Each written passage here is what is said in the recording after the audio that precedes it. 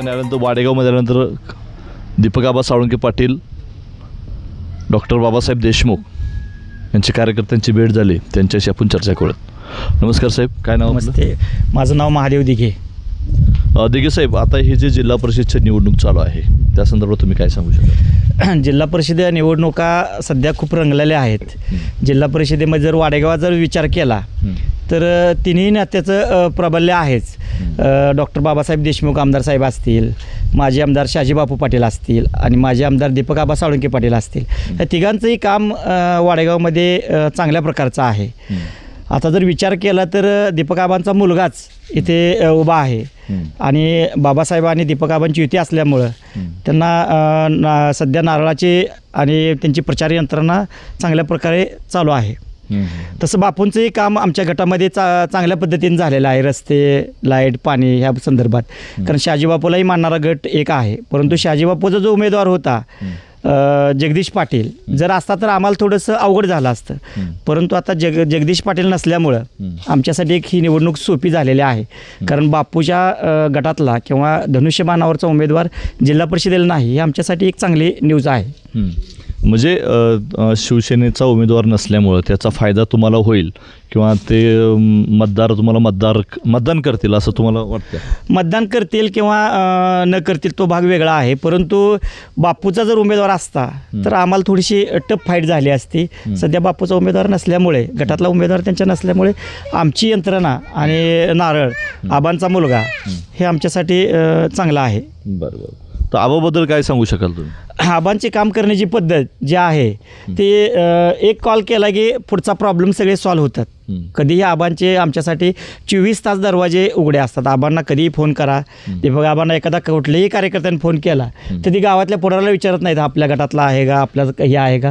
पहिलं काम करते त्याचं पहिलं काम मार्गी लावल्यानंतर तो कुठला आहे काय हे विचारणे त्यांची पद्धत आहे. कोणीही सामान्य कार्यकर्ता गेला की पहिलं त्याचं काम करते, म्हणजे कामाला महत्त्व देणारा हा आबासाहेबांचा स्वभाव आहे.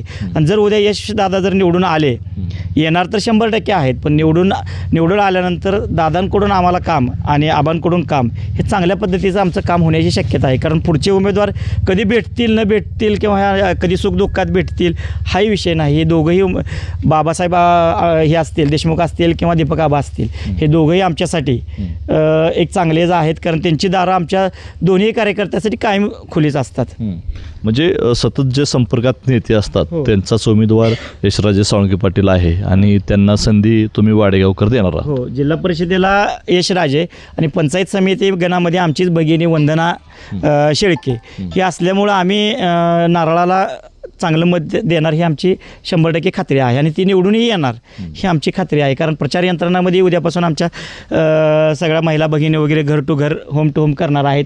आम्ही चालू केलेलं आहे होम टू होम. त्या पद्धतीने आम्हाला प्रतिसादसुद्धा चांगल्या पद्धतीचा मिळतो आहे. मी बाबासाहेब देशमुखांचा एक छोटासा कार्यकर्ता आहे. आमची पुरोगामी विचारसरणीची आमची आघाडी आहे आणि धर्मांध शक्तीला आळा घालणं ही काळाची गरज आहे. बरोबर. डॉक्टर बाबासाहेब आंबेडकरांनी जे आपल्याला संविधान दिलं त्या संविधानाचे लचके तोडणारी ही मनोवादी प्रवृत्ती सत्तेपासून दूर ठेवण्यासाठी सांगोला विकास आघाडीला प्राधान्य देणं गरजेचं आहे. म्हणजे ही जी काय तुमच्या विरोधातले जे संघटना आहे, जे पक्ष आहेत ते मनुवादी आहेत, कारण की आपल्या विरोधात काम करणारे आहेत असं. 100%. बरं, आता तुम्ही प्रचार यंत्रणा तुमची चालू आहे का? भरपूर पक्षाची मिळून. होय, अगदी ताकदीनं चालू आहेत आणि यशराजांचा जवळा जिल्हा परिषद गटातून 100% विजय हा ठरलेला आहे. लोकांचा प्रतिसाद कसा आहे? तुम्ही भरपूर प्रतिसाद आहे. प्रतिसादाला काय, आम्ही प्रचार नाही केला तरी सुद्धा आमचं उमेदवार निवडूनच येणार आहे. कसं शक्य तसं? त्यांचं कामच आहे, दीपक आबांचं कार्य आहे.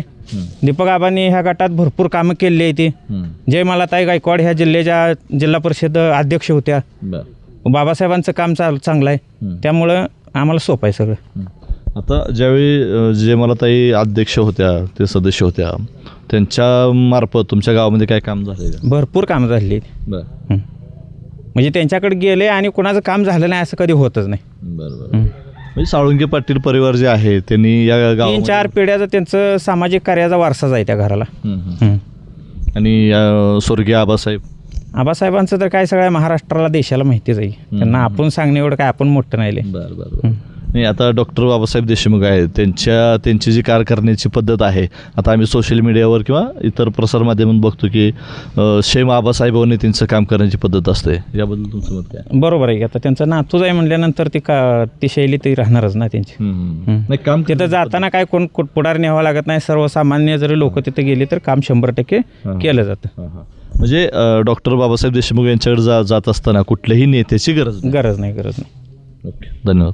बद्दल काय सांगू शकाल? आबा चांगला माणूस आहे, पहिल्यापासून आपल्या गावामध्ये त्यांच्याकडेच असतं. बरोबर, काम वगैरे केलेत का आपण होय, आमची करते काम. माझं सदस्य माझी.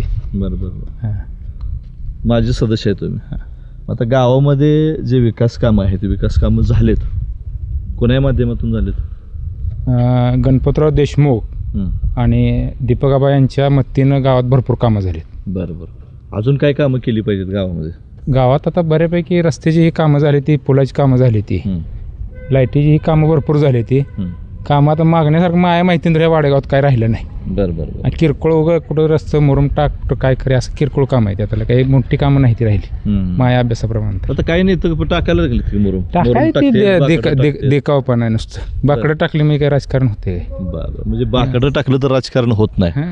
मग काम तळागाळातल्या लोकांना आडी अडचणी, त्याच्या सुख दुःखात जो माणूस कुठला आधार देतो त्याची गरज आहे आता सध्या.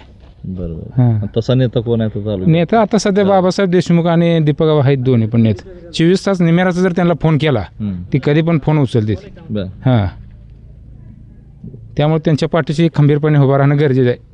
बरोबर, तुम्ही आव्हान काय करणार तुमच्या गावातल्या लोकांना? तुम्ही आता सदस्य होता, माझे सदस्य. गावात तसं बघायला गेलं तर आता दोनच, दीपक गट आणि शेतकरी कामगार पक्ष भक्कम आहे, सरपंच शेकापचा आहे, त्या माध्यमातून भरपूर कामं केली.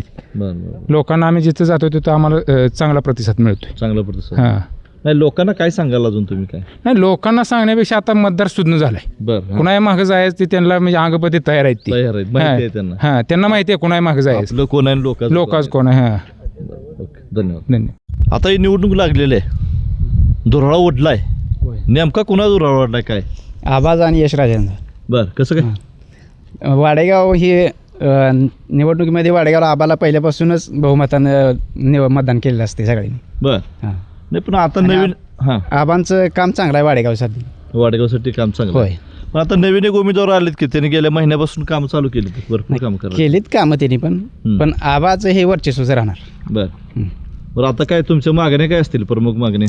प्रमुख मागण्या काय आहेत की रस्त्याच्या म्हणा, लाईटच्या पोलच्या ह्याच्या आबांनी करायला चालूच आहेत पूर्ण. जिथे जिथे मागण्या आहेत कामं चालूच आहेत. बरं, अजून काय म्हणायचं आबाबद्दल तुम्हाला? आबांचं काय आबांना काय ह्या आमच्या जवळा गटातून कमीत कमी 1000-1500चं लीड मिळेल. म्हणजे तुमच्या गावातून 1500चं लीड मिळेल त्यांना ह्या गटातून. हां, बरोबर. आता तुम्ही तरुण म्हणून तरुण मंडळी एकत्र आला आहात, तुमची प्रचार यंत्रणा चालू आहे का? चालू आहे वगैरे करायला चालू आहे. कुठली गावं काय, कुठं गेला काय? वाडेगाव हे आपण आसपास परिसरात.